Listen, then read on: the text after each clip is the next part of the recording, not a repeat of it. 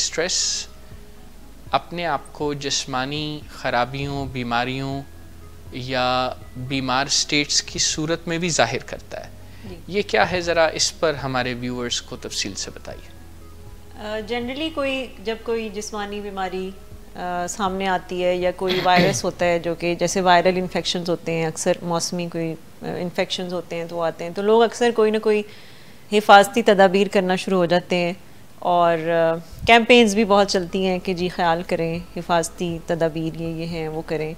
लेकिन ये जो स्ट्रेस है, स्ट्रेस से कैसी कैसी बीमारियां, एक्चुअली जिस्मानी बीमारियां पैदा हो सकती हैं, इसके बारे में आज हम बात करेंगे कि इसके हवाले से कोई कैंपेन्स नहीं चलती कि जिस्मानी बीमारियों के पीछे भी जो वरी है या जो स्ट्रेस है उसकी पुअर कोपिंग की वजह से किस तरह से लोग सफ़र करते हैं अपनी जिस्मानी बीमारियों की शक्ल में। एक रिसर्च के मुताबिक जो जनरल फिजिशंस के पास जो पेशेंट्स आते हैं तो 70% उनमें से ऐसे पेशेंट्स होते हैं जिनके जो मसाइल हैं वो स्ट्रेस की वजह से पैदा होती है, यानी जिनकी इम्यूनिटी वीक होती है बिकॉज उनकी स्ट्रेस कोपिंग इतनी अच्छी नहीं होती। तो 70% पेशेंट्स के बारे में कहा जाता है जो जनरल फिजिशियन के पास आते हैं कि आए दिन उनको नज़ला ज़ुकाम हो रहा है या आए दिन कोई स्टमक प्रॉब्लम्स हो रही हैं, कोई ना कोई हेडेक है। तो उनमें से 70% ऐसे लोग हैं जिनकी ओरिजिनल जो बेसिस है वो कोई फ़िज़िकल बेसिस नहीं है उनकी बीमारी की, बल्कि वो पीछे जो है वो स्ट्रेस मैनेजमेंट की ख़राबी पाई जाती है।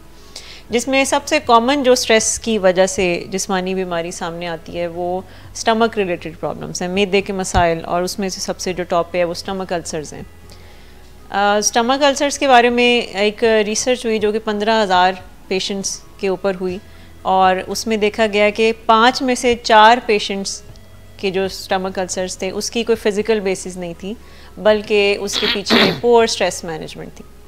सो ये एक बहुत बड़ा नंबर है जो कि सामने आता है। और स्टमक अल्सर के बारे में कहा जाता है कि ये फेटल डिजीज़ में से इसका 10वां नंबर है पूरी दुनिया में, कि ये 10वें नंबर पे फेटल डिजीज़ है। और बहुत सारे मैदे के मसाइल वो सिर्फ इसलिए हैं और कि लोग अपनी स्ट्रेस को मैनेज करना नहीं जानते, वरिड रहते हैं कॉन्स्टेंटली, और उसमें भी स्ट्रेस ख़ास तौर पर इस तरह की जिसमें खौफ का अंसर ज़्यादा हो। खौफ से मुराद है कि मुस्तकबिल के बारे में खौफज़दा रहना, परेशान रहना, मसले के हल की बजाय मसले के बारे में ज़्यादा सोचना कि क्या होगा, कैसे होगा, कब होगा, कहीं ये ना हो जाए, कहीं वो ना हो जाए। इस तरह की जो फ़िक्रें हैं ये बहुत ज़्यादा आपके मैदे की जो सेहत है उसको मुतासिर करती हैं। और सबसे जो कॉमन डिजीज़ है स्ट्रेस से जुड़ी हुई वो स्टमक अल्सर है। इसके अलावा ऐसे लोगों पे भी रिसर्च हुई जो बिजनेसमैन हैं, कोई बड़े इदारों के CEOs हैं, तो उन पे भी रिसर्च हुई। तो और उनकी जो एवरेज एज थी वो 45 साल उनकी एवरेज एज थी। तो देखा गया कि उनमें जो कॉमन बीमारियां थी CEOs में वो हार्ट डिज़ीज़ थी, दिल की बीमारियां थी, स्टमक अल्सर्स थे और ब्लड प्रेशर के मसले थे। अब ये कोई इत्तेफाक नहीं है क्योंकि वो CEOs जो होते हैं उनके पास सबसे ज़्यादा वर्क रिलेटेड जो है वो प्रेशर्स होते हैं, सबसे ज़्यादा बुरी बुरी खबरें भी उनको मिलती हैं, बहुत ज़्यादा स्ट्रेस के मौके हैं जो उनको मिलते हैं। तो देखा गया कि उनके साथ सबसे ज़्यादा इस तरह के मसाइल सामने आए और बाय द एज ऑफ 60 उनकी जो हेल्थ है वो बहुत ज़्यादा ख़राबी की तरफ आई। सो जो पहला सबसे बड़ा जो मसला जो स्ट्रेस की मैनेजमेंट की ख़राबी की वजह से पैदा होता है वो स्टमक के रिलेटेड प्रॉब्लम्स हैं। अच्छा, आर्थराइटिस में भी देखा गया कि एक रिसर्च के मुताबिक कि 4 ऐसे मसले जो कि कॉमन मसले तमाम आर्थराइटिस के पेशेंट्स के साथ थे। उसमें से पहला मसला था कि उनको अपनी शादीशुदा ज़िंदगी से कुछ मुश्किलात थी, अपने लाइफ पार्टनर के साथ उनके इख्तिलाफ़ात थे। दूसरा मसला देखा गया कि उनको माशी तौर पर बहुत सी फ़िक्रें थी, फ़ाइनेंशियल बहुत सारी प्रॉब्लम्स थी जिसका उनको सामना था। इसके अलावा उनमें से जो तीसरा मसला कॉमन जो पाया गया वो था कि तन्हाई का वो शिकार थे और बहुत ज़्यादा फ़िक्रमंद थे उस वजह से।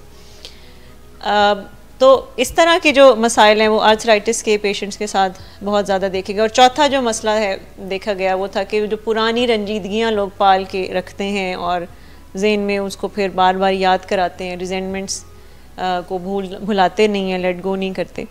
तो देखा गया कि ये इस तरह के जो नफ्सियाती मसाइल हैं, जी फ़िक्र है या बहुत ज़्यादा स्ट्रेस्ड आउट हैं, वरिड रहते हैं, तो देखा गया कि आर्थराइटिस में बड़ा कॉमन मसला बहुत सारी मेडिकल रीजंस भी होती हैं, लेकिन कोपिंग में अगर कोई बीमारी है, जिस्मानी बीमारी, और उसको आपने हील करना है तो उसमें बड़ा आपकी मेंटल फिटनेस बहुत रोल प्ले करती है।